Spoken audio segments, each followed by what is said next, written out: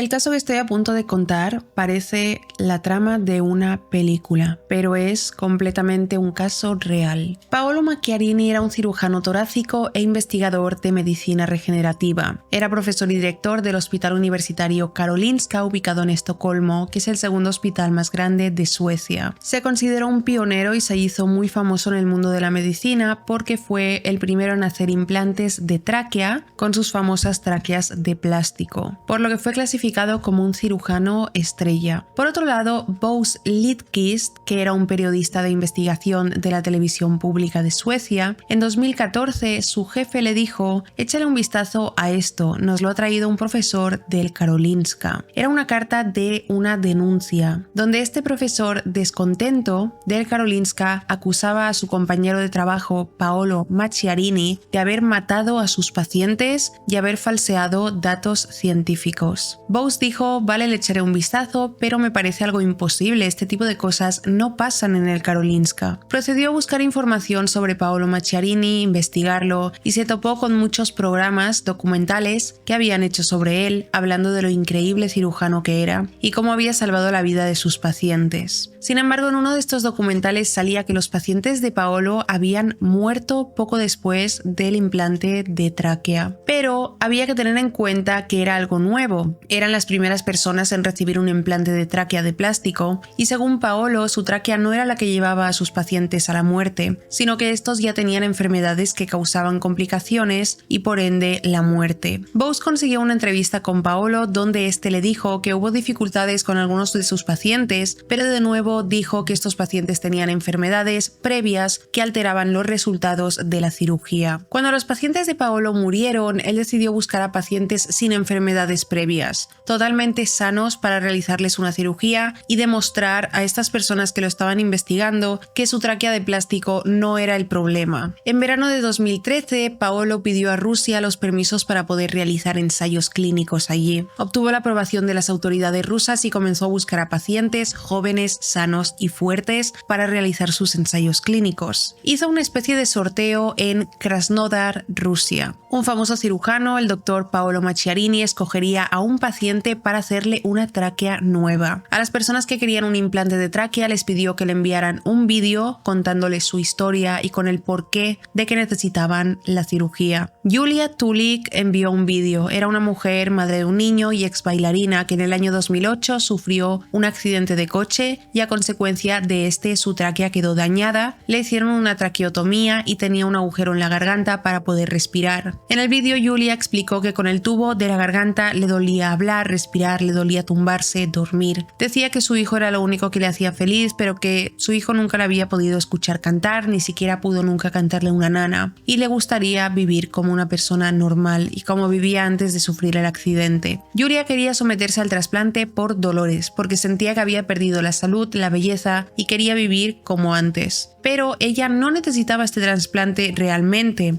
es decir, con su condición ella podía vivir su vida normal, su vida no corría ningún tipo de peligro, quiero decir. Sin embargo, quería recuperar la normalidad que tenía antes. Y Julia fue la candidata elegida. El famoso cirujano Paolo Macchiarini la operaría. El proceso de su operación fue grabado, todo el proceso de la cirugía, y salió en un documental que describieron como conmovedor. La cirugía salió bien, Paolo le había devuelto la normalidad y la vida a esta mujer. Junto a Julia, Paolo dio una rueda de prensa donde presentaban los resultados. Él expresaba lo feliz que estaba por haber cambiado la vida de esta mujer a quien escogió, por lo conmovedor que fue su vídeo del sorteo. Julia en la rueda de prensa expresó lo contenta y feliz que estaba, expresó que se estaba recuperando de la cirugía todavía, que tenía muchos planes a futuro, muchas cosas que hacer, jugar con su hijo y terminar sus estudios tras recuperarse. Un año después de la cirugía de Julia fue cuando Bosse, el periodista, vio este programa y dijo: es fantástico, Paolo ha sido un regalo para esta mujer. La cirugía de Julia funcionó, fue todo un éxito, tenía razón, la técnica de Paolo funciona en algunos casos, no en todos, pero en algunos sí es un éxito, y este caso demuestra que es un éxito en personas sanas previamente. Bosse quería localizar a Julia para entrevistarla localizarla para saber cómo estaba, cómo se había recuperado, qué estaba haciendo con su vida. Un par de días después, un compañero de Bose llamado Johannes Wallström consiguió localizar a la madre de Julia. Johannes la llamó y le preguntó ¿sería posible hablar con su hija para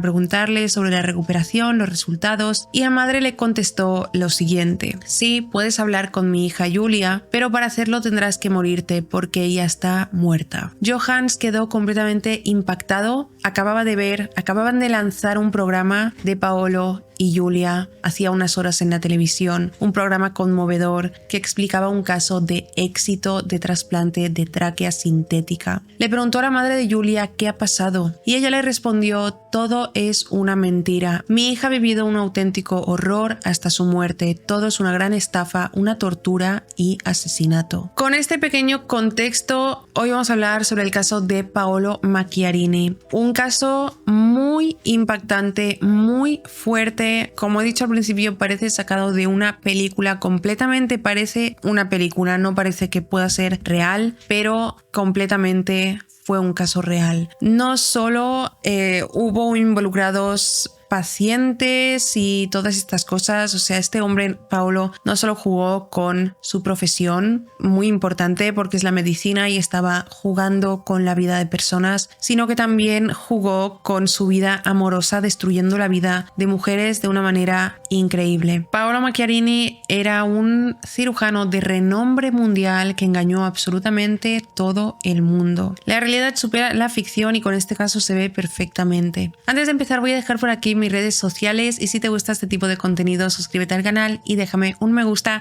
Y ya como he escuchado todos vuestros, bueno, no los he escuchado, he leído todos vuestros comentarios y sé que muchas personas preferís Spotify. Ya tenemos Spotify, así que lo voy a dejar en la descripción de este vídeo, seguramente también en el primer comentario anclado, para que las personas que prefiráis ver este caso solo con audio, cliquéis y lo escuchéis por ahí. Tengo que avisar que este caso tiene vídeos, porque hay muchos vídeos, mucho material de este caso y yo lo miraría por aquí, pero entiendo que hay personas que están haciendo cosas y solamente quieren escuchar el audio, así que ya tenéis Spotify. Y ahora empecemos con el caso del cirujano superestrella Paolo Macchiarini.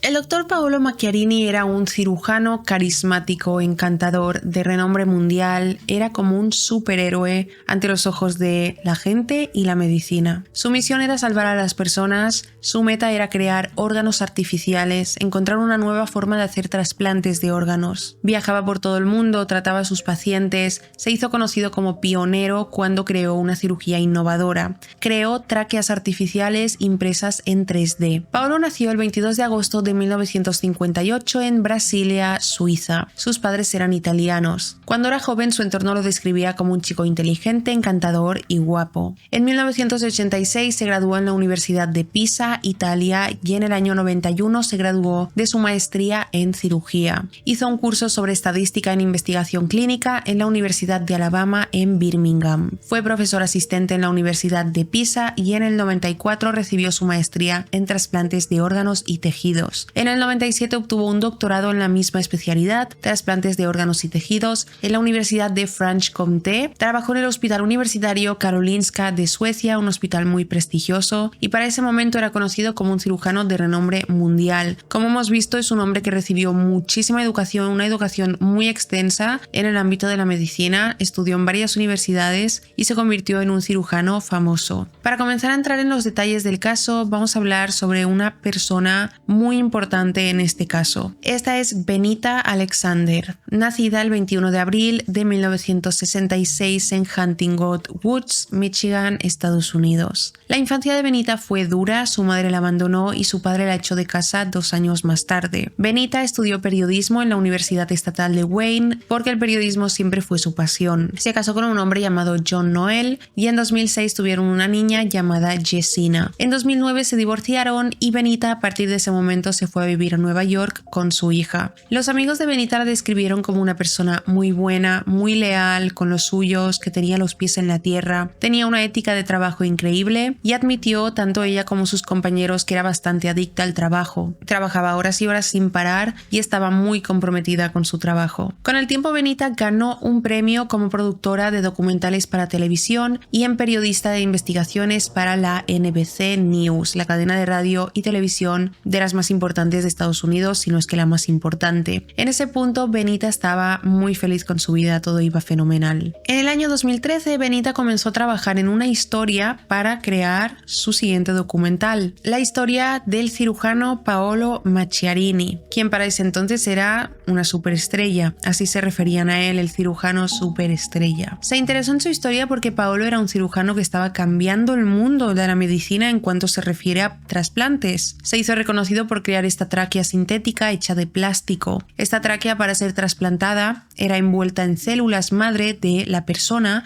para recrear un órgano que funcionaría cuando ésta fuera trasplantada. Esto podría cambiar la vida de muchísimas personas. Todos estaban asombrados con Paolo. Si las tráqueas funcionaban, podría hasta crear corazones sintéticos, hígados, pulmones, que era la idea de Paolo, y así salvar a muchas personas que necesitaban trasplantes de órganos. Entonces Benita comenzó con este documental para la NBC titulando la historia El super cirujano. Mientras ella trabajaba en este documental, Paolo tenía previsto operar durante esos días en Illinois a una niña llamada Hannah Warren de 2 años. Hannah nació con agenesia traqueal, un defecto congénito poco frecuente y generalmente mortal. Desde que nació pasó sus 2 años de vida en la unidad de cuidados intensivos neonatales en el hospital de Seúl, en Corea del Sur, que es donde nació ella. Sus padres eran canadienses y coreanos. Hannah, al no tener tráquea, no podía respirar, tragar, beber y comer, por eso estuvo ingresada desde que nació. Y Paolo, al enterarse de su historia, al ser contactado, decidió operar a esta niña para trasplantarle una tráquea. Y esto evidentemente Benita quería sacarlo en el documental que estaba haciendo sobre Paolo. Era un cirujano superestrella, iba a operar a una niña de 2 años, iba a ponerle una tráquea y si era una operación de éxito quería enseñarlo en su documental. Benita se puso en contacto con Paolo y quedaron para conocerse. Para hacer el documental quería saber más sobre él, conocerlo, filmarlo. Contó que cuando vio a Paolo él la miró y ella enseguida sintió algo por cómo la miró. Dijo que fue muy extraño, pero se le despertó algo. Pero a pesar de sentir que hubo como una chispa entre ellos dos, ella quiso mantenerlo todo en el ámbito profesional porque iban a trabajar juntos, así que quería mantenerlo en trabajo. Además, ella estaba en un momento de su vida en el que no quería involucrarse con ningún hombre porque ella y su hija estaban pasando por un mal momento. El exmarido de Benita y padre de su hija fue diagnosticado con glioblastoma, un tipo de cáncer terminal. Durante esos días, Benita y Paolo comenzaron juntos a trabajar para el documental y Paolo se convirtió en un apoyo emocional para ella por esto de su exmarido. Al final pasaban muchas horas del día juntos, incluso salían a cenar juntos para hablar de trabajo, pero también comenzaron a hablar sobre sus vidas y Benita le contó sobre la enfermedad de su exmarido y él la intentaba animar, apoyar, le daba consejos médicos incluso. Durante estas cenas Benita se enteró de que Paolo estaba separado de su exmujer, pero todavía no había terminado el proceso de divorcio. Con el tiempo, el exmarido de Benita ingresó en la unidad de cuidados paliativos y entró en estado de coma. Benita no iba a poder despedirse de su exmarido ya que había entrado en estado de coma, pero había una manera con la que ella quería despedirse de él y Paolo decidió acompañarla. Juntos se subieron en la moto de Paolo y condujeron hasta el río Illinois, donde Benita tiró las flores favoritas de su exmarido como forma de despedida. Benita dijo que en ese momento que subió a la moto de Paolo fue el momento en el que supo que había algo entre ellos. En el lago se abrazaron, fue un sentimiento como muy intenso el abrazo y Benita en ese momento pensó: me estoy enamorando de este tipo. Y en ese momento se marcó el inicio de su relación. Benita continuó con su documental sobre Paolo, con quien en ese momento estaba iniciando una relación, pero estaba algo preocupada de que él técnicamente seguía casado. Como he dicho antes, su proceso de divorcio no había finalizado. También estaba preocupada porque estaba haciendo un reportaje, un documental de un hombre con el que estaba empezando una relación y a ella no le parecía que pudiera hacer eso, no era profesional, el documental se podía ver comprometido, afectado por ello, su carrera se podía ver comprometida, pero aún así decidió seguir adelante adelante con Paolo y con el documental también.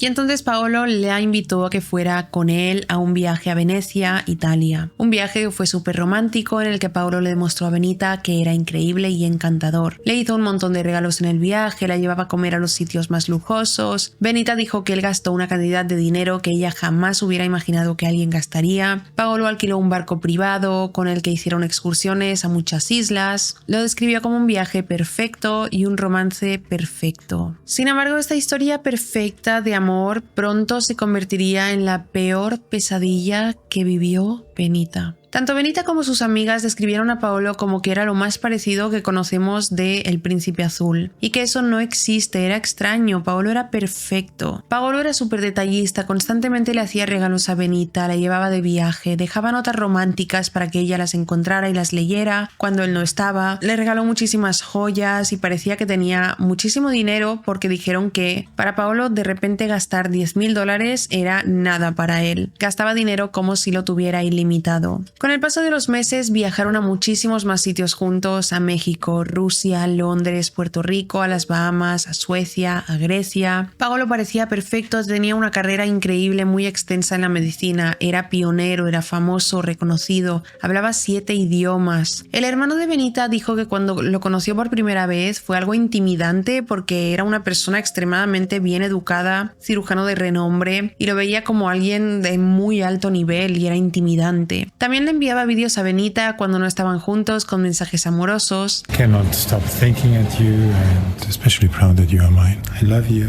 so very much.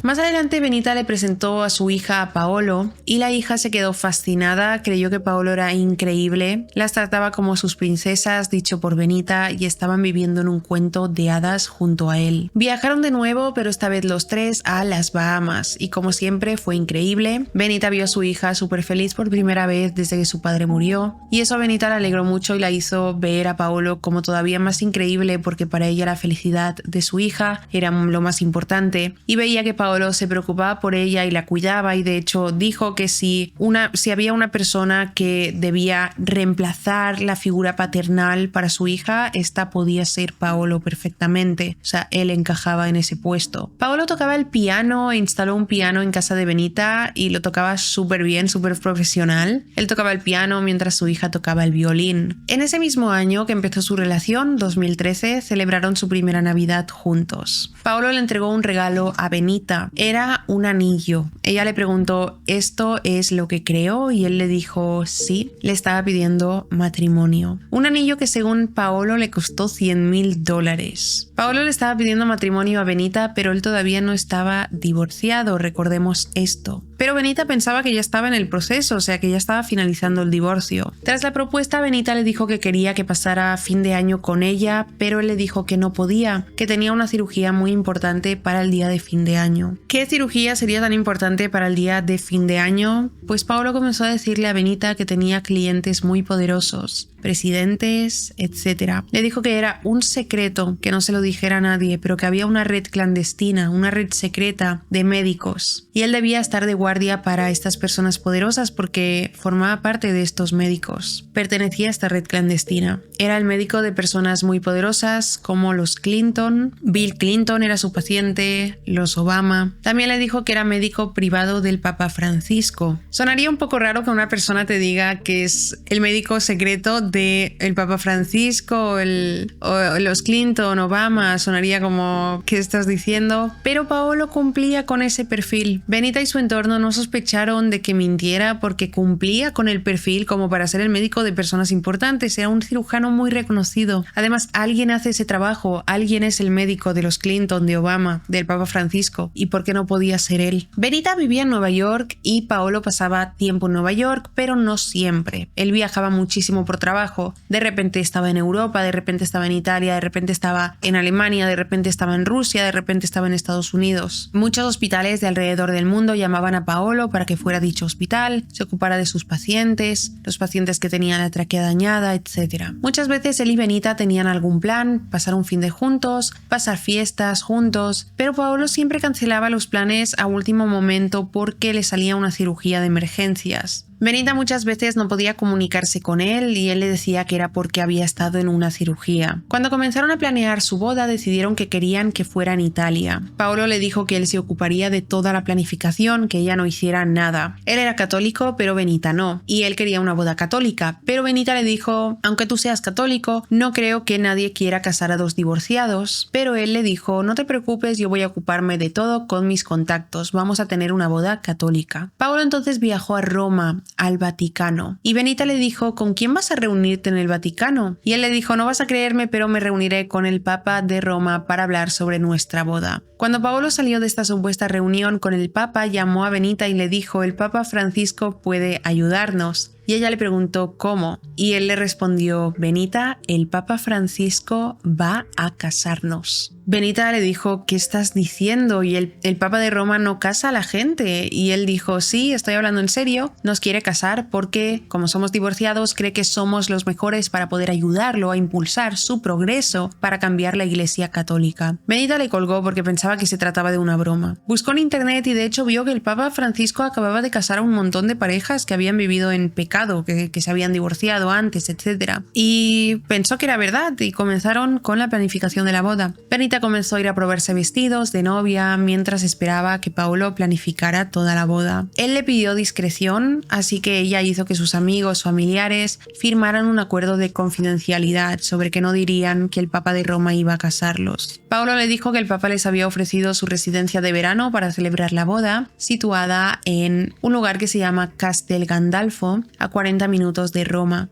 y los invitados se hospedarían en un castillo. Otra cosa que consiguió Paolo fue que Andrea Bocelli cantaría en la iglesia el día de su boda. Según él, su madre y la madre de Andrea Bocelli eran amigas desde pequeñas porque crecieron en el mismo pueblo. Además de Andrea Bocelli cantando, John Legend tocaría el piano en su boda. De hecho, no es nada descabellado porque se ve que puedes contratar a John Legend para que toque el piano en tu boda. También iría Elton John. De invitados irían los Beckham, los Obama, Bill, Hillary Clinton. Paolo, según él, tenía amigos muy top. Todos los amigos y familiares de Benita comenzaron a recibir sus invitaciones de la boda. Un sobre hecho con piel de cordero, todo como muy glamuroso y lujoso. La celebración de la boda duraría 4 días y eso significaba que Benita necesitaría unos 4 vestidos y muchos invitados también se quisieron poner diferentes vestidos. Mientras continuaba la planificación de la boda, Benita notó que Paolo comenzó a ponerse tenso, especialmente por su trabajo. En noviembre de 2014 tenían planeado ir a California para pasar Acción de Gracias con la familia de Benita, pero Paolo estaba muy estresado porque había gente hablando mal de su trabajo. Benita se encontró con un artículo del New York Times del Hospital del Karolinska, uno de los hospitales donde trabajaba Paolo. En este artículo, 4 compañeros de trabajo de Paolo lo acusaban de mala conducta científica, de estar haciendo experimentos con sus pacientes. Para entrar en detalles tenemos que volver a Hannah, la pequeña que fue operada por Paolo en el año 2013. El 30 de abril de 2013 se escribieron artículos sobre el éxito de la operación de Hannah, la niña que nació sin tráquea y que Paolo operó durante 9 horas para implantarle una tráquea de plástico. Fue la primera niña que recibió un trasplante de tráquea creada mediante plástico y sin células ni nada de un donante. También fue la primera intervención quirúrgica de este tipo de un trasplante de órgano creado con una impresora 3D en Estados Unidos. La operación fue bien. Tras ella, Paolo dijo: esta operación ha sido lo más sorprendente para una niña, es un milagro. Es que este trasplante no solo le ha salvado la vida, sino que con el tiempo le permitirá comer, beber, tragar, hablar, incluso como cualquier otro niño normal. Pasará de ser una prisionera virtual en una cama del hospital a correr y jugar con su hermana y disfrutar de una vida normal, lo cual es algo hermoso. Tras la operación, que según Paolo fue maravillosa, Hannah continuó ingresada en el hospital recibiendo apoyo de otros especialistas, esperando a que se recuperara y pudiera hacer vida normal con el tiempo. Pues unos meses después, en julio de 2013, pocos meses después, antes de que ella cumpliera 3 años, Hannah murió. Cuando se habló con Paolo al respecto, él dijo lo siguiente: la tráquea nunca fue un problema, era su tejido nativo el que estaba muy frágil, y dijo que continuaría operando con su tráquea de plástico. Evidentemente la cirugía de Hannah fue experimental, lo de la tráquea creada por Paolo era algo nuevo, era de las primeras veces que se operaba a personas con ella. Sin embargo, él negó que la tráquea hubiera sido el problema. Paolo era quien dirigía el laboratorio de investigación del Karolinska en ese momento, que es una de las las universidades médicas mejor clasificadas de Europa, y para ese entonces había realizado 3 cirugías de tráquea en ese hospital. Los médicos que atendían a los pacientes que habían sido operados por Paolo comenzaron a expresar su preocupación e inquietudes sobre Paolo y sus tráqueas. Sus compañeros de trabajo habían descubierto que en 6 revistas médicas donde Paolo había escrito artículos, estos estaban plagados de mentiras y falsificaciones. Hola, soy yo del futuro. Es que la parte que habéis visto hasta ahora la grabé ayer y tuve que parar de grabar, y bueno, voy a continuar ahora que es el día después. Estos 4 compañeros de trabajo del Karolinska de Paolo presentaron una queja oficial ante el Karolinska y se convirtió en una noticia mundial. Paolo y Benita en ese momento estaban con la familia de ella en California y no dejaba de salir en todas las noticias que Paolo Macchiarini, el cirujano prestigioso, había mentido sobre sus prácticas médicas y estaba poniendo en riesgo a sus pacientes. Benita apoyó a Paolo, evidentemente era su prometido, quien estaba deprimido, estresado, y ella pensó en que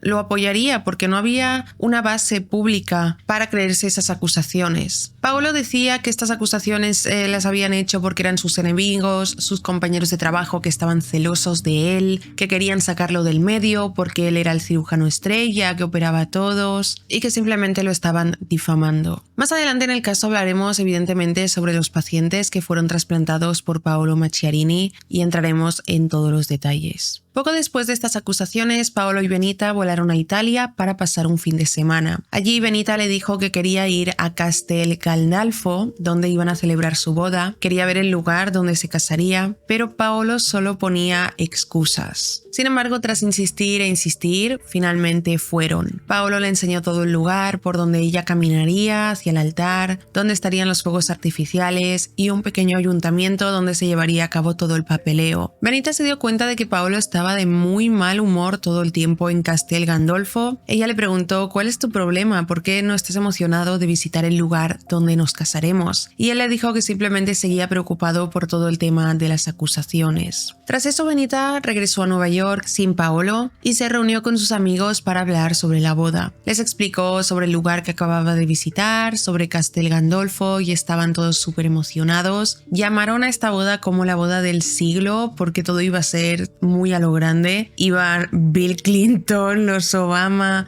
y o sea, iba toda esta gente. Cantaría Andrea Bocelli, los casaría el Papa, o sea, era la boda más prestigiosa hasta el momento. Todos comenzaron a comprarse sus vestidos, había 300 invitados, sus trajes. Todo fue carísimo para los invitados porque evidentemente, como era una boda de muy alto nivel, todos querían vestidos acorde. Paolo agregó algo más sobre la boda. Le dijo a Benita que ella tenía muchos amigos homosexuales. Su diseñador del vestido de boda era amigo suyo, era homosexual. Pues Paolo le dijo que había conseguido que el Papa accediera a que las parejas homosexuales pudieran hacer la comunión entre parejas durante la boda. Todos estaban súper contentos y felices, iba a ser una boda espectacular. El amigo de Benita, que era su diseñador del vestido de novia, estaba súper emocionado porque si bien estaba casado con su pareja, él era católico y que el Papa fuera a hacer la comunión entre parejas, para él era como si su iglesia lo aceptara finalmente. Los planes que tenían después de casarse era que Benita junto a su hija se mudarían a Barcelona, España, con Paolo, donde él tenía una casa. Paolo vivía en muchos lugares, ¿no? De repente estaba en Alemania, de repente en Rusia, de repente en Estados Unidos, pero realmente su casa principal estaba en Barcelona. Bueno, y en Italia. La cosa es que me sorprendió de este caso cuando lo vi que Paolo trabajó y aquí para las personas que seáis de Barcelona o que conozcáis Barcelona, os sorprenderéis porque este hombre trabajó en el Hospital Clínic de Barcelona. Yo soy de Barcelona y he ido algunas veces al Hospital Clínic y he conocido a gente que trabaja allí y amigos y familiares que se han tratado ahí, que han sido atendidos ahí. Así que después de saber todos los detalles de este caso, me dio un escalofrío horrible pensar que un hombre así trabajaba en un hospital que conozco tan bien y que he ido, pero no nos adelantemos a los hechos. This is the place where you and I will live for the rest of our life. I love you. Como su plan era ir a vivir a Barcelona, Benita dejó su trabajo, sacó a su hija de la escuela privada a la que iba, lo dejaban todo porque empezarían una vida nueva junto a Paolo en otro país y comenzaron a prepararse para la mudanza. Paolo le mandó este vídeo a Benita de la casa donde irían a vivir. Durante ese periodo de tiempo, en unas 4 ocasiones, tenían que ir a Barcelona para visitar, para ir llevando sus cosas, para ir conociendo la ciudad, pero siempre a último momento Paolo tenía una cirugía de emergencia y cancelaba el viaje. En ese punto quedaban 8 semanas para la boda, la cual sería el 11 de julio. Un día Benita junto a sus amigas fueron a un spa, ella las invitó y cuando iba a pagar en la recepción, al sacar el móvil vio que le había llegado un correo electrónico que tenía como asunto el Papa. Rápidamente sus amigas cuando la vieron se dieron cuenta de que Benita parecía muy preocupada. Este correo electrónico se lo había mandado una amiga suya. En el asunto decía el Papa y en el mensaje ponía necesitamos hablar y abajo un enlace de un artículo. Benita abrió el artículo y en este describían que el Papa no estaría en Roma el 11 de julio. O sea, el artículo decía que el Papa tenía planificado desde hacía mucho tiempo estar en Sudamérica en julio. No era algo de último minuto. Según el artículo, el Papa de Roma llevaba mucho tiempo planificando este viaje. Inmediatamente Benita llamó a Paolo y comenzó a gritarle ¿qué diablos está pasando? ¿Cómo que el Papa no estará en Italia? ¿No nos va a casar? Y Paolo le respondió mira, alguien está intentando socavar al Papa. Empezó a decirle que el Papa anterior al Papa Francisco era mucho más conservador que él y nunca aprobaría que Francisco los casara. Y bueno, la explicación de Paolo fue básicamente que alguien no estaba de acuerdo con que el Papa casara a 2 divorciados y finalmente no iba a casarlos. Continuó diciéndole pero no te preocupes Benita, voy a volar a Roma y arreglar todo este asunto. Al colgar el teléfono, Benita estaba con una amiga y Benita ya de repente tuvo un clic y le dijo a su amiga ¿y si todo esto es una mentira? Decidió llamar al castillo donde todos sus invitados de la boda iban a hospedarse, donde teóricamente Paolo ya había reservado todas las habitaciones y cuando le cogieron el teléfono le dijeron que ahí no había llamado ningún Paolo Macchiarini, no había reservas para todos sus invitados, no había reservas para ninguna boda, nunca hemos hablado con este señor llamado Paolo Macchiarini. Tras esto llamó al restaurante que Paolo había reservado para la boda y lo mismo, nunca hemos hablado con Paolo, no estamos organizando ninguna boda, no hay reservas para ninguna comida de una boda para julio. Benita estaba haciendo el documental de Paolo todavía, de su prometido, que ahora era su prometido y ahora lo miraba de una manera diferente, enfocaba el documental de una manera diferente para sacar todas sus cosas bonitas, lo increíble médico que era. Ya no, o sea, evidentemente empezar una relación con Paolo había interferido en su trabajo como ella se temía en el principio. Ya no lo estaba investigando realmente, sino escribiendo lo maravilloso que era y grabando solo lo maravilloso que era. Pero en ese momento decidió empezar a hacer su trabajo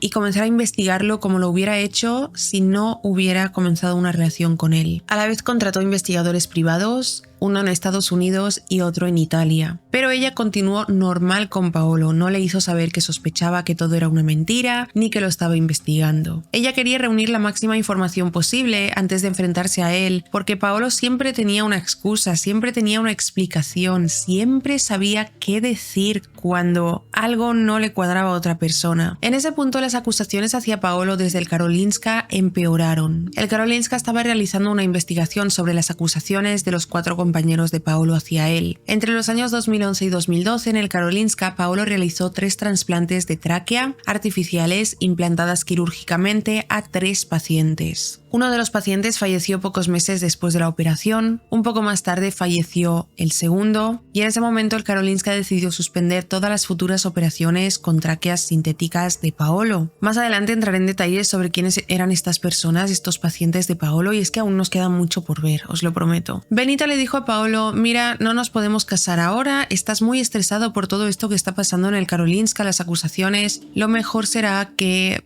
pospongamos la boda para que pueda solucionar todo este tema. 300 personas tenían como invitados en la boda que ya habían comprado sus vestidos lujosos, que ya habían comprado sus trajes, los billetes para volar a Roma en julio. Fue devastador para muchas personas, todos habían gastado mucho dinero para esa boda. El amigo de Benita que le estaba haciendo el vestido junto a su equipo estuvieron horas, días, meses preparando su vestido detalle a detalle, querían hacer el vestido perfecto. Las parejas del mismo sexo se habían emocionado porque el Papa iba a realizar su comunión y de repente no había boda. Benita también estaba en shock por todo lo que estaba pasando, estaba descubriendo, sospechando al menos que Paolo era un mentiroso y a ella había gastado $50,000 para la boda. Se había comprado 4 vestidos, había comprado muchas cosas para los invitados. En ese momento estaba dispuesta a descubrir cada mentira y vaya las mentiras que descubriría. Haciendo sus investigaciones y junto a los investigadores privados consiguió la información de que Paolo no era el médico personal del Papa de Roma. No tenía ningún tipo de relación con Bill y Hillary Clinton. Ellos nunca habían escuchado hablar sobre Paolo. Tampoco encontró evidencias de que los Obama lo conocieran. El anillo de compromiso, que según Paolo costó $100,000, Benita fue a tasarlo. Costaba alrededor de $1,000. Pero a pesar de descubrir todo esto, el gran golpe de realidad para Benita fue cuando el investigador privado de Italia descubrió que Paolo seguía casado con su mujer de Italia. Todo este tiempo que Paolo estuvo supuestamente planificando su boda con Benita, su gran boda, él legalmente tenía mujer. Benita cogió un avión y se fue para Italia el fin de semana del 11 de julio, ya que tenía los billetes pagados porque era la fecha de la boda. Fue allí para conseguir más respuestas. No solo quería ir a Italia, también estaba decidida a ir a Barcelona, a la casa donde se suponía que iba a mudarse con Paolo, porque ella tenía una corazonada de que en esa casa se escondía algo y quería descubrir qué era. No solo descubriría las mentiras que Paolo le había contado a ella y a todo su entorno, sino que había mucho más. Descubriría horrores sobre Paolo, horrores sobre su profesión. En ese punto la boda estaba cancelada, la mudanza casi que también. Benita había dejado su trabajo, su hija no iba a la escuela y Benita le decía a Paolo: no tengo trabajo, lo he dejado todo por nuestra boda, porque la cosa era que en julio yo estaría viviendo con mi hija contigo en Barcelona, lo hemos dejado todo, así que me tienes que ir pasando dinero porque no tengo entrada de dinero. No solo Benita fue a Italia, sino también muchos de los invitados de la boda, ya que tenían los tickets de avión pagados. Algunos no eran reembolsables y decidieron hacer el viaje. Otros sí eran reembolsables, pero la gente decidió que se lo tomarían como unas vacaciones de todos modos. Así que una vez allí, Benita fue a los lugares donde se suponía que iba a celebrar la boda, hizo preguntas de nuevo personalmente en todos lados, luego se juntó con amigos que habían ido, como he dicho, que también volaron a Italia y pasaron unos días allí. Su siguiente destino en su misión de descubrir qué escondía Paolo era Barcelona. Benita, junto a sus amigas llamadas Nancy y Lee, volaron las 3 a Barcelona y allí, solo llegar, alquilaron un coche y comenzaron a dirigirse hacia la casa de Paolo. A todo esto, Paolo no tenía ni idea de que Benita estaba en Barcelona y ella continuaba hablando con él por teléfono con normalidad. Ella le preguntó: ¿dónde estás, Paolo? Él le dijo: estoy en Rusia estos días. Y Benita le dijo: yo estoy en un lago de Nueva York con Nancy y Lee. Mentira, estaba en Barcelona, camino hacia su casa. Benita se puso una peluca rubia para que nadie la reconociera si la veía por ahí, por si veía a Paolo por ahí, la estaba mintiendo, y también para hacer la gracia y apaciguar un poco el disgusto y los nervios, porque Benita en ese momento estaba destruida. Imaginaros esa situación, conocer al amor de tu vida, todo es perfecto, planificar la boda, y cuando va llegando la boda te vas dando cuenta de que es todo una farsa. Durante el trayecto a casa de Paolo, Benita estaba muy nerviosa, así que sus amigas intentaban mantenerlo todo lo más tranquilo posible, iban haciendo paradas, iban haciéndose fotos divertidas. La casa de Paolo estaba ubicada en Cabrils. Cuando llegaron a la calle donde estaba la casa de Paolo, que era arriba del todo, Nancy y Lee salieron del coche mientras que Benita se quedó allí. Pero desde lejos, desde el coche, podía ver la casa de Paolo y ahí pudo distinguir a alguien subiendo las escaleras. Sus amigas se acercaron y vieron a Paolo en la casa de Barcelona. Paolo no estaba en Rusia, estaba en su casa de Barcelona, en ese momento subiendo las escaleras junto a su perro. Pero Paolo no estaba solo. De repente vieron junto a él a una mujer y a 2 niños. Paolo tenía mujer y 2 hijos, tenía una familia en Barcelona. Esta mujer de Barcelona, pero también estaba casado con una mujer de Italia, porque el investigador privado descubrió que había una mujer en Italia. Benita, cuando vio primero a Paolo, quería bajar del coche y confrontarlo, pero cuando vio a los dos niños decidió no hacerlo. Pensó, estos dos niños están con sus padres en su casa, teniendo una vida maravillosa, su gran casa en Barcelona. No voy a traumatizarlos. No voy a ser yo quien los traumatice en este momento. Ya con el tiempo, si tiene que pasar, pues descubrirán que su padre es un farsante, pero yo no voy a traumatizar a estos dos niños. Así que decidió no salir del coche. Pero Nancy y Lee sí picaron el timbre de la casa. Tocaron y Paolo abrió. Hola, Paolo, ¿cómo estás? Le dijeron, hola Paolo, ¿cómo estás? Y él les preguntó, ¿qué estáis haciendo aquí? A Paolo se le nota en el habla lo nervioso que está. Nancy le dijo, estamos de vacaciones y queríamos darte un regalo para la boda, que al final no ha habido boda, pero era el regalo que teníamos para la boda. Hola, Paolo, ¿cómo estás? ¿Ah? Estamos pasando porque nosotros teníamos vacaciones para la boda. Oh, Yeah. thank you so much.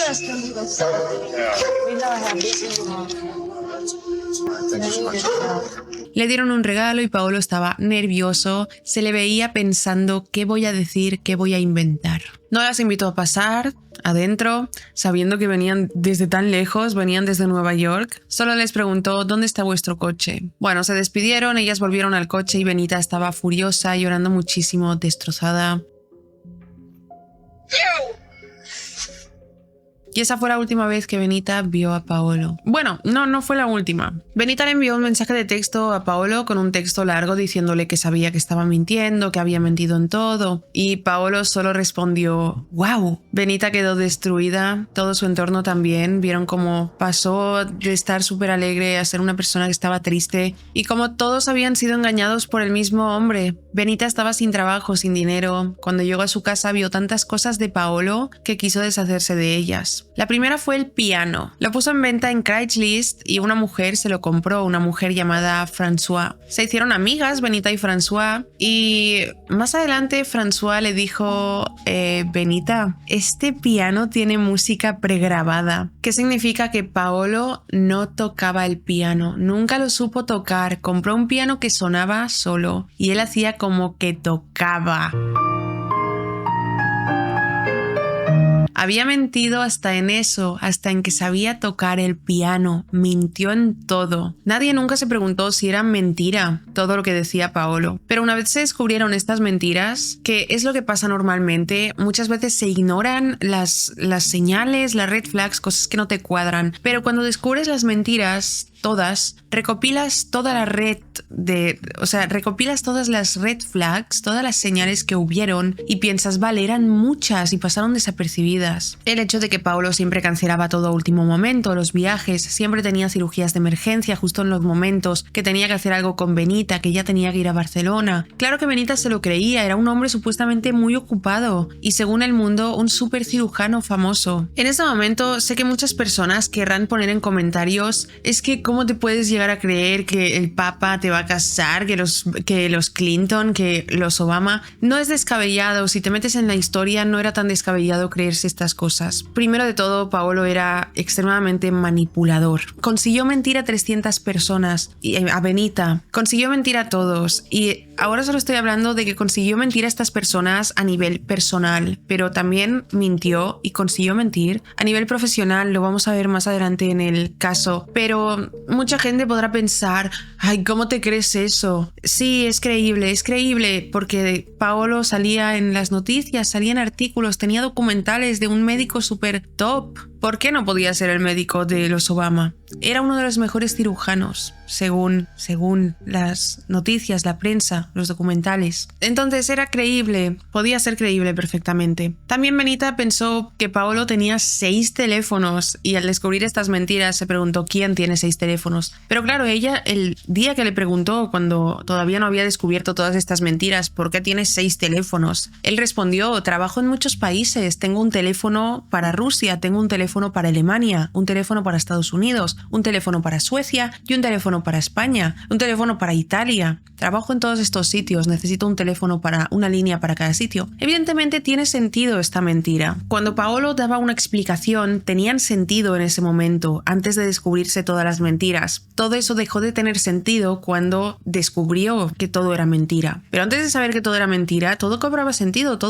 Paolo tenía una explicación factible para todo. Pasando con otra cosa, si Paolo estaba casado en Italia, tenía una familia en Barcelona, ¿por qué quería casarse con Benita? ¿Y hasta dónde hubiera llegado si Benita no hubiera descubierto que el Papa no iba a casarlos, que no iba a haber boda en realidad? ¿Cuál era el punto de Paolo al planificar esa supuesta boda? ¿Impresionar a todos porque era un narcisista? Pero cuando hubiera llegado el momento de la boda, ¿qué hubiera hecho? Porque no se podía casar, el Papa no iba a casarlos, era todo mentira, no había reservas en ningún sitio. Dejar a Benita plantada en Italia, dejarlos ahí a 300 personas plantados y decirles he tenido una cirugía de emergencia, no lo sabemos, no tenía ningún sentido que este hombre hiciera lo que hacía. Y ahora estamos hablando en el ámbito de relaciones románticas, todavía tenemos que hablar sobre el ámbito profesional, porque es de lo más grave de este caso. Benita estaba destrozada, pero quería llevar el asunto hasta el final. Ahí no se rindió. Pensó, este hombre es un estafador, mentiroso, psicópata, opera a gente. La vida de personas están en las manos de este hombre. Tengo que investigar hasta el final y tengo que exponerlo. Se puso en contacto con el Instituto Karolinska, les envió 2 correos electrónicos expresando su preocupación por los pacientes atendidos por Paolo, después de haber descubierto que este hombre no era quien decía ser. Adam Ziralski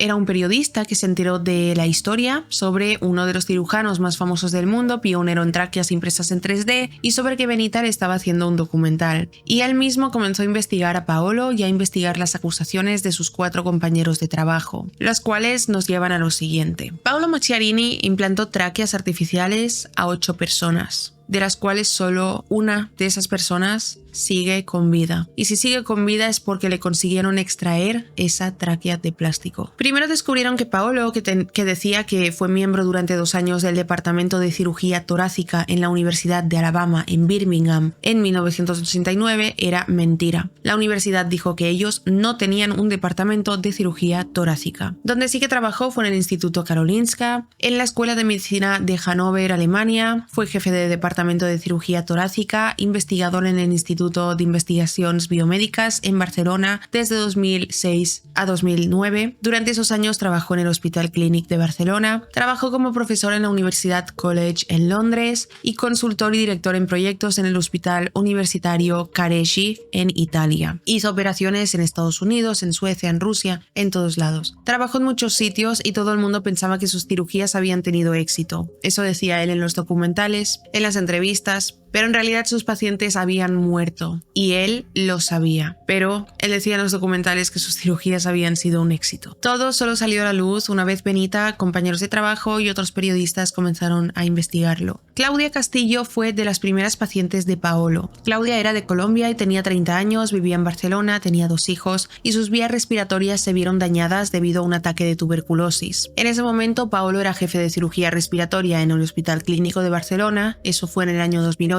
Pero él todavía no había diseñado sus tráqueas de plástico, por lo que el procedimiento de Claudia fue el de utilizar una tráquea de un cadáver de una persona, reemplazar sus células madre por las células madre de Claudia y realizar el trasplante. El procedimiento fue realizado por Paolo y un reconocido especialista llamado Martin Birchall. Esa cirugía se consideró un éxito. En noviembre de 2008, The Guardian declaró que el trabajo de Paolo fue espectacular. Claudia sobrevivió a esta cirugía de Paolo. Pero en los hallazgos de un informe de 2018, 10 años después de que todo saliera a la luz y todos investigaran un poco y no se creyeran todo lo que Paolo había dicho, los investigadores dijeron y vieron que Claudia sobrevivió porque le reemplazaron el bronquio, no la tráquea.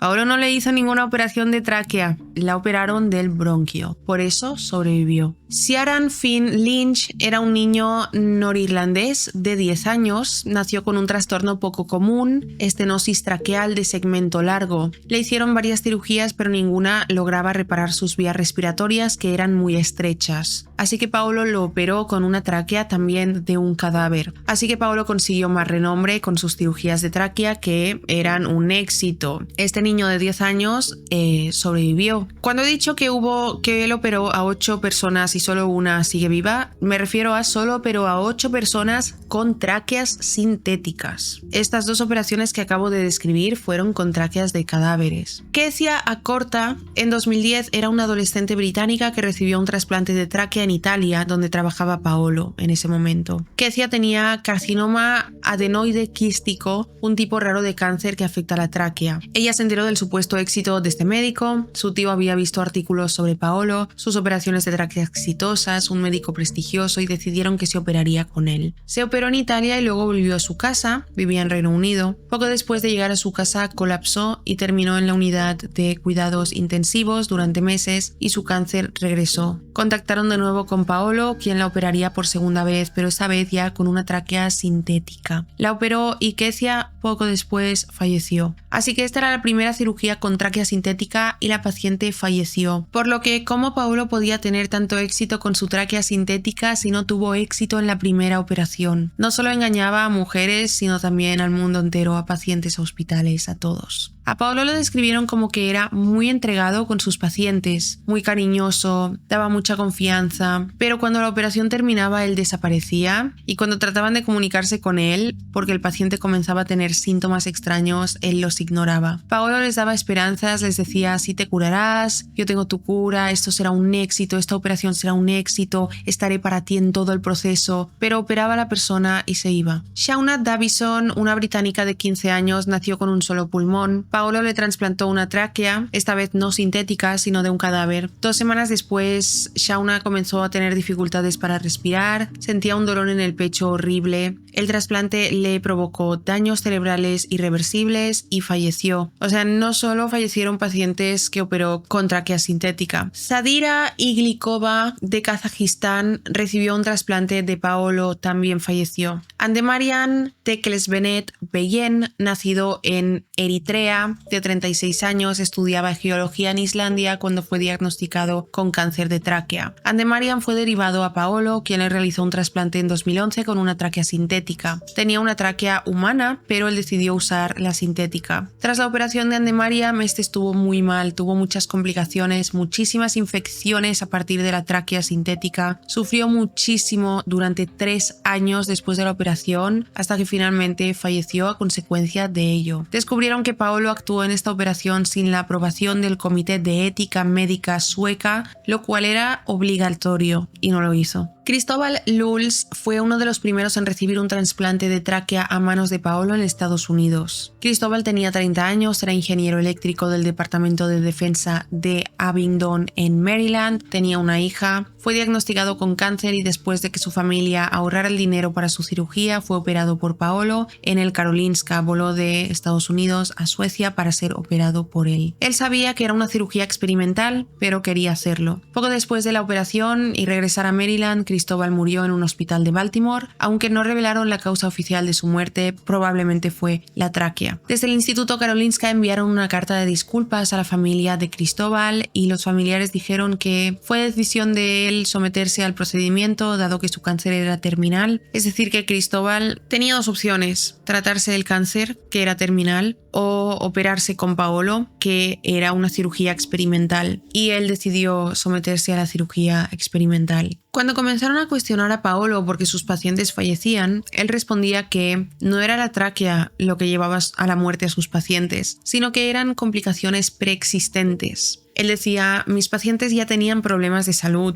yo les puse la tráquea y fueron sus problemas de salud previos a la operación lo que los llevó a la muerte, no mi tráquea. Para demostrarlo, quiso realizar una operación a una persona que no tuviera ninguna complicación. Dijo: voy a buscar una persona completamente sana para demostrar que mi tráquea funciona. Para ello decidió hacer un sorteo. Como he explicado al principio, se trasladó a Krasnodar, a Rusia, al hospital regional. Él le pidió a la gente que quisiera una operación de tráquea que le enviaran un vídeo con su historia y escogería un ganador. pidió los permisos a Rusia para que le dejaran hacer ahí sus ensayos clínicos, sus operaciones, y se lo aprobaron. Paolo quería un paciente que tuviera una buena salud. La ganadora de este sorteo para una operación de tráquea fue Julia Tulik, de 33 años, madre de un niño pequeño. Tuvo un accidente de coche que le dejó un agujero en la garganta. Ella tenía buena salud, podía vivir con el agujero en la garganta y un tubo, podría vivir toda la vida. No era un tema de vida o muerte, no moriría por ello, pero ella quería operarse porque estaba incómoda, no podía cantar, le dolía, le causaba molestias y se presentó como candidata. En muchas de estas cirugías hubo equipos de filmación. No solo Benita estaba haciendo un documental sobre Paolo, sino 2 o 3 cadenas más lo estaban grabando. Y él también quería grabar para mostrar sus operaciones exitosas. En la grabación de la operación de Julia, específicamente esta, a mí me causó mucha tristeza. Se le ve muy cercano, muy compasivo con Julia, le da ilusiones, le dice podrás cantar a tu hijo, podrás hacer vida normal, podrás jugar con tu hijo. Y Paolo le daba mucha confianza y a ella se la ve muy emocionada. Algo que me aterró,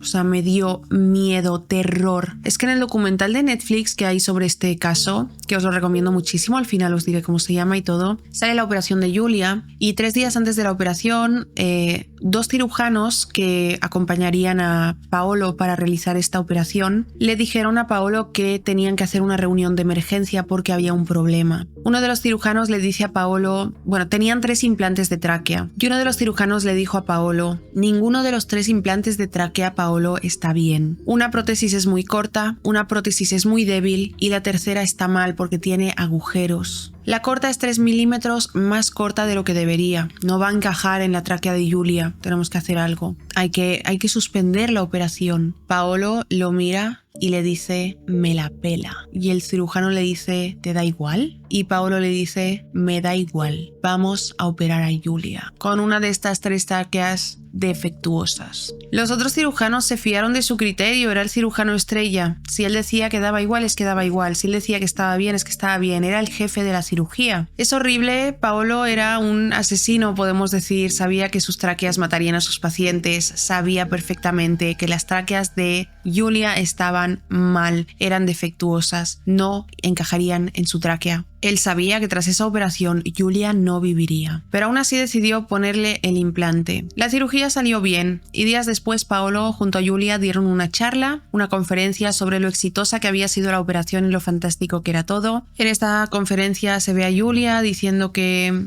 se va a recuperar, que va a poder jugar con su hijo, que está muy emocionada. Estos periodistas que he nombrado al principio, Bose y Johans, estaban investigando las malas prácticas de Paolo. Creían que algo iba mal, pero cuando vieron el caso de Julia dijeron, pues tenía razón, su tráquea sintética puede tener éxito en personas sanas. Querían entrevistar a Julia porque lo único que salió por las noticias, las entrevistas, los artículos, era que la operación de Julia había sido exitosa. Ya había pasado un tiempo desde esa operación y querían ver su proceso de recuperación. Consiguieron dar con la madre de Julia, quien les dijo, sí, podéis hablar con mi hija, pero para ello tendréis que morir porque ella está muerta. Continuó diciendo, todo es mentira, mi hija vivió un auténtico horror hasta su muerte, todo es una gran estafa, una tortura y asesinato. Mi hija olía a cadáver, se estaba pudriendo por dentro y murió sufriendo de la peor manera. Y Paolo lo sabía, cuando operó a Julia sabía que ella iba a morir. Bose y Johans se quedaron en shock porque acababan de ver la conferencia de prensa, el documental donde decían que había sido todo exitoso. Los compañeros de trabajo del Karolinska de Paolo seguían reportando su mala praxis. No querían rendirse, querían que Paolo no pudiera ejercer porque no era de fiar, estaba haciendo experimentos con sus pacientes y los estaba matando. Pero el Karolinska defendía a Paolo. El Karolinska dijo que tras ver las investigaciones decidían que Paolo no estaba cometiendo mala praxis. Y los 4 compañeros de Paolo fueron denunciados y llevados a comisaría para ser interrogados sobre por qué estaban acusando a Paolo Macchiarini. Ellos se habían dado cuenta de que en las fichas de los pacientes se describía incorrectamente el estado postoperatorio, o sea, Paolo había falsificado las fichas de los pacientes implantes, poniendo en lugar de está teniendo infecciones o complicaciones, poniendo se está recuperando perfectamente. Y que también mentía sobre la funcionalidad de los implantes. Él decía que funcionaban y no funcionaban. Paolo ponía que todo estaba bien, que todos estaban bien, pero la mayoría estaban muertos o estaban muriendo. Alexander Zozulia fue otro paciente de Rusia y al igual que Yulia estaba totalmente sano. Su operación no era cuestión de vida o muerte, pero optó por hacerse el trasplante por un pequeño problema que tenía en la tráquea tras un accidente de bicicleta. Y igual que Yulia, falleció en 2014 después de esta operación. La gente se operaba con Paolo porque, a ver, si tú tienes un problema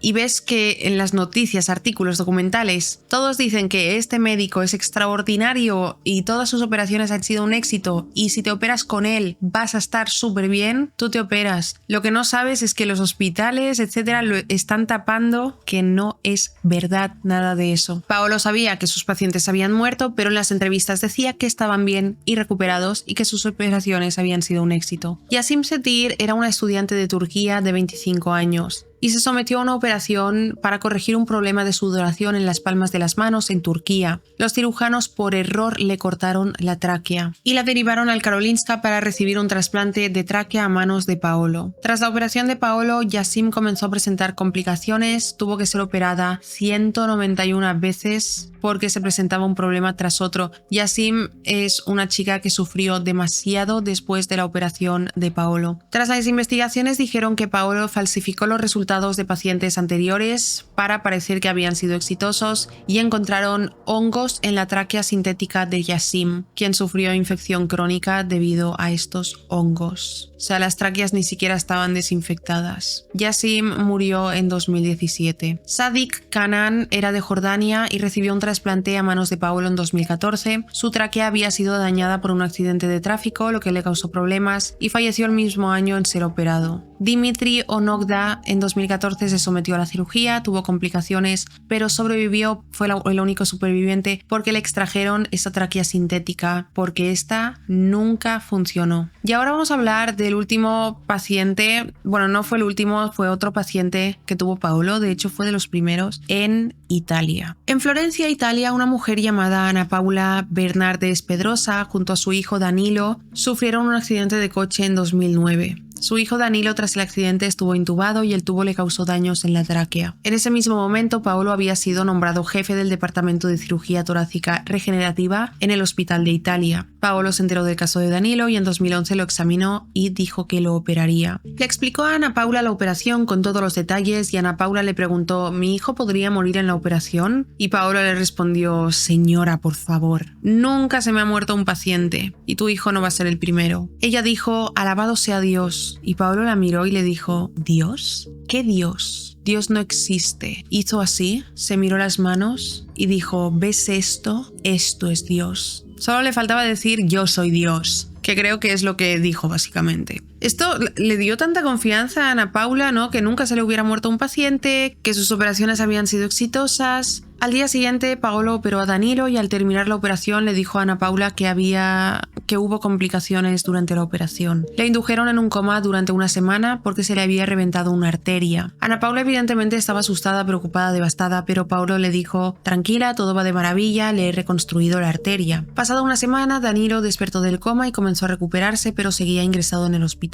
Pasado unos días, una mañana llamaron a Ana Paula y le dijeron: tiene que venir al hospital lo antes posible porque Danilo ha sufrido una hemorragia y está entrando en quirófano. Cuando llegó al hospital, entró en la habitación donde había estado Danilo, que en ese momento estaba en quirófano, y había sangre por todas partes. Llamó a Paolo, pero él no estaba en Italia. Ella le dijo: por favor, Paolo, tienes que venir. Y él le dijo: no puedo, pero tranquila, que estoy hablando con el equipo médico mientras operan a tu hijo. Estoy hablando con ellos por teléfono, por lo que lo estoy operando a distancia. Pasado un rato la llamó y le informó de que Danilo había muerto. Inmediatamente Ana Paula presentó una denuncia, quería saber por qué su hijo había muerto, pero ella culpaba al hospital, estaba segura de que Paolo no tenía nada que ver. Su hijo Danilo estaba bien. Los problemas que lo llevaron hasta la muerte fue una vez Paolo lo operó. El abogado de Ana Paula le dijo que tenía que decirle a Paolo que él iba a ser investigado por homicidio involuntario. Ella llamó a Paolo y le dijo, y Paolo comenzó a decirle: Ana Paula, tranquila, sabes que yo no tengo nada que ver. Y Ana Paula le creyó. Tenemos que tener en cuenta, después de haber visto tanto durante este caso, es que Paolo era un hombre extremadamente manipulador, capaz de manipular a todo el mundo, a hospitales, a cirujanos, a todo el mundo. A partir de ese momento, Paolo comenzó a llamar a Ana Paula todos los días. La consolaba, hablaban durante rato,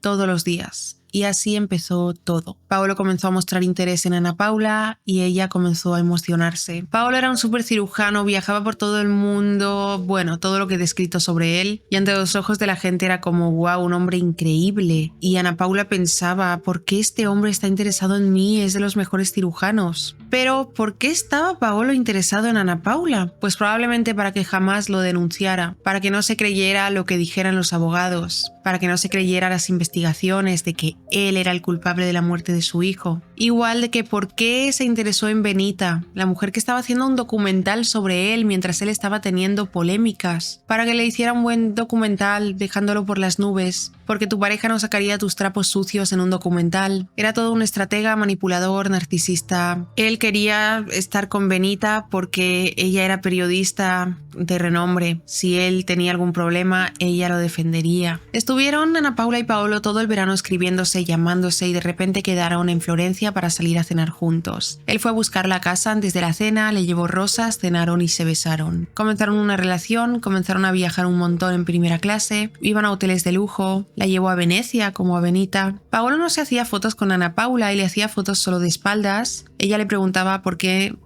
no se hacían fotos, y él le decía a Ana Paula: recuerda que estoy siendo investigado por la muerte de tu hijo, no publiques fotos en redes sociales conmigo, ya cuando cierren el caso podremos hacerlo todo público, caminar de la mano libremente, etc. Pasaron 2 años, ellos continuaron su relación y de hecho tuvieron una hija. La investigación por la muerte de Danilo concluyó y retiraron los cargos contra Paolo. Paolo le consiguió un apartamento a Ana Paula y a su hija, pero él no vivía con ellas, estaba muy ocupado viajando por sus operaciones de emergencia en todo el mundo. Mentira, estaba con su otra familia en Barcelona, o si no, con Benita en Nueva York. Benita, en enero de 2016, seguía investigando a Paolo y quedó con un periodista de la revista Vanity Fair en una azotea de Manhattan. Comenzó a contárselo todo. El periodista quedó impactado, dijo: esta historia es brutal. Publicó un artículo en el Vanity Fair que tenía como título: cirujano famoso utilizó el amor, el dinero y al papa para engañar a una productora de la NBC. Mientras tanto, el periodista Bose, el que descubrió que Julia Tulik había muerto, mientras Paolo decía que estaba viva y recuperada, se reunió con los denunciantes. Los 4 denunciantes del Karolinska. Uno de ellos era Matías Corvasio, cirujano del Karolinska. Se reunió con Bose y le contó todo. Le contó que descubrieron que Paolo nunca hizo estudios con sus tráqueas sintéticas, jamás las probó en animales, jamás hizo estudios, experimentó con humanos, imprimió la tráquea de plástico y se la metió directamente a un humano, por lo que sabía que estaba matando a sus pacientes, sabía que su tráquea no funcionaba, solo quería el renombre que consiguió, con mentiras, ocultando los procesos de recuperación de sus pacientes, manipulándolos, falsificándolos, haciendo documentales donde mentía sobre que sus pacientes estaban bien. Consiguieron pruebas de que Paolo había mentido a sus pacientes. Por ejemplo, a Anne-Maria, Paolo le había dicho: que sepas que esto ya lo he probado en cerdos. Y Anne-Maria me explicó que Paolo te manipulaba para que le tuvieras mucha confianza y quisieras operarte con él, sin saber que en realidad eras su conejito de indias. Casi todos los pacientes de Paolo seguirían vivos si no se hubieran operado con él. Esto es muy trágico, por lo que por lo menos los que estaban medianamente sanos y los que su operación de tráquea no era de vida o muerte. Bose y su equipo, tras reunirse con los del Karolinska, se enfrentaron a Paolo con esta información. Le dijeron: Paolo, tú no has experimentado con animales, no has hecho pruebas de estas tráqueas, has experimentado directamente con humanos. Y Paolo dijo: ¿cómo lo sabes? Tú eres un simple periodista. Yo soy el cirujano estrella. ¿Cómo sabes que no hemos hecho experimentos en Rusia? Hicimos experimentos increíbles con animales en Rusia. Completamente falso. Evidentemente, Paolo sabía que Bose y su equipo no tendrían acceso a los registros de Rusia, pero como digo, Paolo tenía una respuesta para todo. Bowes se topó con el artículo de Vanity Fair del otro periodista que había entrevistado a Benita, de toda su historia, y se dio cuenta de que Paolo no solo mentía en su vida profesional, sino también en su vida amorosa, y eso confirmaba que ese hombre era un auténtico monstruo y fraude. Tal como dijo Bowes, Paolo empezaba con una mentira pequeña, otra y otra, que encajaba con la anterior, y así iba armando una gran mentira, y el proceso de mentiras iba tan poco a poco que nadie se daba cuenta de que era una gran mentira todo, porque era una rueda, una cadena de mentiras que tomaban sentido entre ellas. La segunda mentira tenía sentido con la primera, la tercera encajaba con esto, etc. Ana Paula recibió una llamada de un periodista que le dijo: hola Ana Paula, sé que eres la mujer de Paolo Macchiarini, deberías echarle un vistazo a este artículo del Vanity Fair, donde sale toda la historia de Paolo y Benita, sus fotos, etc. Todo el mundo de Ana Paula se vino abajo cuando vio el artículo. Benita salía como pareja de Paolo. Ella estaba casada con Paolo, tenían una hija, llevaba una vida normal, pensaba que su marido viajaba por el mundo salvando vidas, y en ese momento descubrió todo sobre Benita y todo sobre las acusaciones. Llamó a Paolo, lo confrontó con todo esto, él le dijo: todo es mentira, Benita es una mujer, la que me hizo el documental y se enamoró de mí, por eso me he hecho esto. Ana Paula le dijo: pero ¿qué hacías con ella en esas fotos? En Venecia, en una góndola, como conmigo. Evidentemente comenzó a gritarle y a decirle de todo. Ahí Ana Paula recordó un viaje que hizo con Paolo a Nueva York cuando comenzaron su relación. Recordó que el primer día en Nueva York estuvo con ella, pero el resto de viaje la dejó sola porque según él tenía que trabajar. Pero en realidad Paolo fue a Nueva York con Ana Paula para irse a ver a Benita y llevársela a Roma mientras Ana Paula estaba en Nueva York para que no se enterara de nada. No sabemos cuántas mujeres más había en la vida de Paolo, porque en los documentales y noticias sobre esto solo salen Benita y Ana Paula. La de Barcelona no sale, no se sabe quién era, su experiencia, cómo conoció a Paolo, y al igual que ella no ha salido a hablar públicamente, y si Benita no la hubiera visto en la casa de Paolo de Barcelona, no sabríamos sobre su existencia. No sabemos cuántas más mujeres había que tampoco salieron a hablar. Johans, el otro periodista que trabajaba en la investigación junto a Bowes, también descubrió que el programa que le hizo el documental a Julia Tulik la contactaron antes de que se estrenara. Le dijeron: ¿cómo estás? Vamos a estrenar el programa donde sale tu testimonio y donde hemos grabado a Paolo. ¿Te apetece verlo? Oye, ¿cómo estás? ¿Cómo te has recuperado? ¿Cómo sigue tu tráquea? En ese momento Julia todavía no había fallecido y respondió lo siguiente al programa: estoy muy grave. He pasado más de medio año en el hospital de Krasnodar. 3 semanas después de la primera operación empecé a pudrirme por dentro y me sigo pudriendo. Peso 47 kilos, casi no puedo andar, me cuesta respirar, no tengo voz, mi cuerpo apesta, tanto que la gente se estremece. Las tráqueas artificiales son una mierda, lamento decirlo. Sinceramente, Julia. Y poco después ella murió. Esto fue antes de que se estrenara el documental, donde decían que había sido un éxito. O sea, la conclusión es que programas y demás participaron en las mentiras de Paolo. Los productores de este documental tenían este correo de Julia, donde ella les decía que estaba mal, que se estaba pudriendo, y aún así lanzaron el documental del supercirujano que salvó la vida de Julia cuando sabían que ella estaba mal. Los del programa dijeron que se creían a Paolo, quien era la superestrella, y les dijo cuando ellos le enseñaron el correo: Julia está exagerando, eso lo dijo Paolo, tiene un problema crónico de pulmón, por eso está así de mal, no es por mi tráquea. Y se lo creyeron, Julia no tenía ningún problema de pulmón. Pero claro, como digo,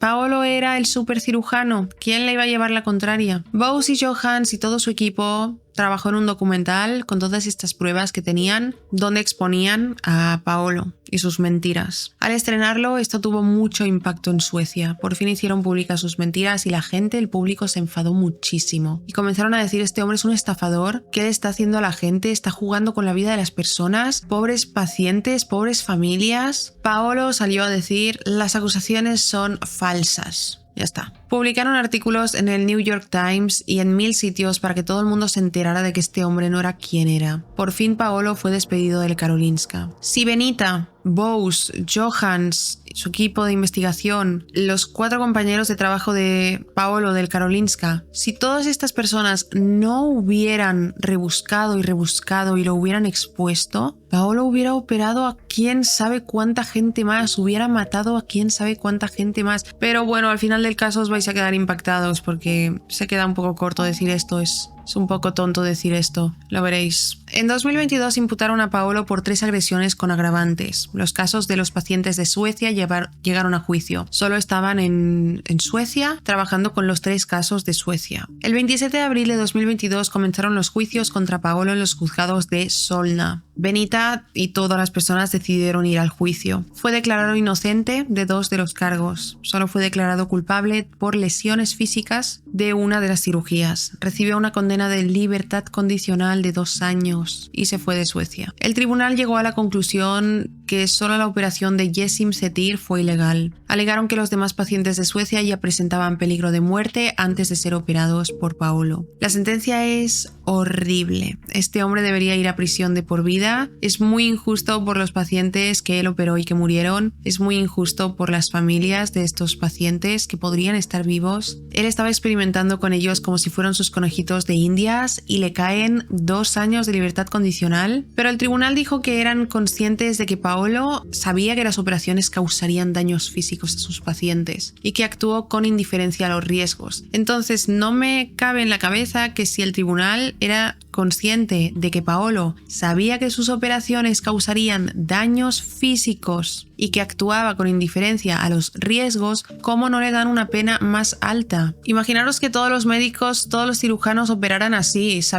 te van a hacer una operación que saben que te va a causar riesgo y que actúan con indiferencia, o sea, que te van a causar daños y actúan con indiferencia. Los cirujanos no hacen esto. Si saben que algo te va a causar daños, buscan otra vía para hacerlo. ¿Cómo pudieron solo ponerle 2 años de libertad condicional? Es ridículo. Hoy día Paolo puede seguir ejerciendo como cirujano. Continúa teniendo su licencia médica y podrá seguir operando en países donde no lleguen los medios de comunicación de Estados Unidos, Suecia, de Europa en general. Podrá seguir operando en países donde no se hayan enterado de este caso y que no se hayan enterado de quién es este hombre. Eso da mucho miedo. Da mucho miedo que este hombre sea libre y que pueda seguir experimentando con sus conejitos de indias, que son las personas, y derrumbando la vida de personas y familias enteras. De verdad yo siento que es que la historia de este hombre, hay muchos documentales y muchas cosas, pero siento que se le tendría que dar visibilidad para que nadie lo contrate en su hospital en países donde no se hayan enterado de este caso, porque puede seguir jugando con la vida de personas perfectamente. No sé dónde está Paolo hoy en día, no lo sabemos. Él le cayeron 2 años de libertad condicional y tras estos 2 años se fue de Suecia. No sabemos dónde está, no sabemos qué es de él, no sabemos si está operando a gente, no se sabe nada.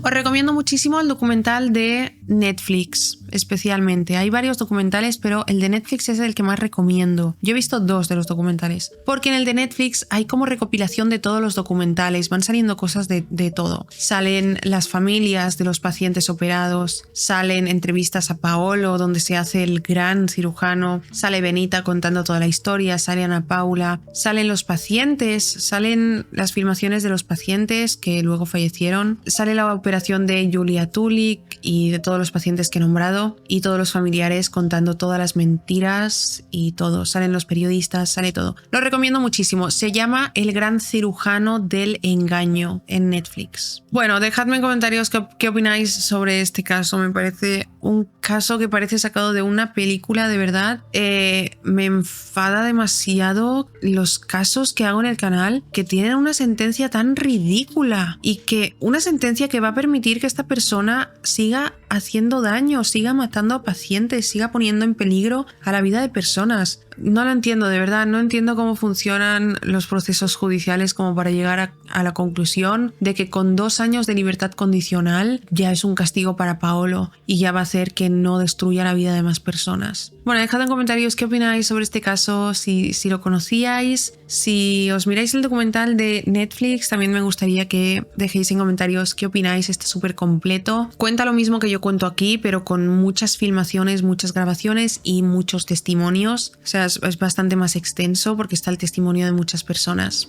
Si os ha parecido interesante e informativo este caso, no olvidéis dejar un me gusta, suscribiros al canal. Gracias por ver mi vídeo y nos vemos en el próximo. ¡Chao!